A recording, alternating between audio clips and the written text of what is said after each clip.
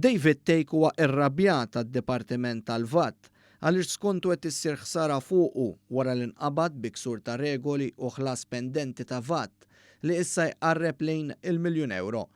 Għax inkixef li ma ħallas il-VAT dovuta mal-ġurnalisti li kienu qed jistennewh barra l-Parlament biex jagħtihom it-tweġibiet, Take bil-kemm ma rridx jgħid li hu l-vittma. Dipartiment ta' Gvern qed joħroġ informazzjoni fuq individwu, f'dal każ membru tal-Oppożizzjoni, biex issir ħsara fuq dak l-individwu. Skontok inti l-vittma f'dan kollu. Take spiċċa ħarab iwieġeb il-mistoqsijiet ta' One News. Biex tuġib l-mistoqsija ma. Denju li tkun kandidat. Qed jisimgħu xorta n-nies ta'. Jisimgħu xorta meta toħroġ Facebook. Mal-ġurnalisti fosthom ma' dak ta' One News, David Take ma kien komdu xejn għal mistoqsijiet pertinenti. Kont tajattant fuq Adrian Delia, kont anke toħroġ Facebook live u kollu tgħid li hu mostru wara l-ħarġu. Minix ħanħallik tipprova.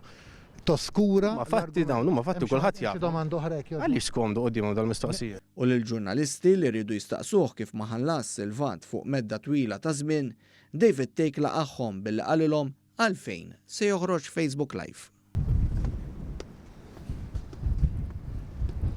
Onorevoli. Hello, peress li għaw il-wan. Inti l-bieraħ. FaceTime Live.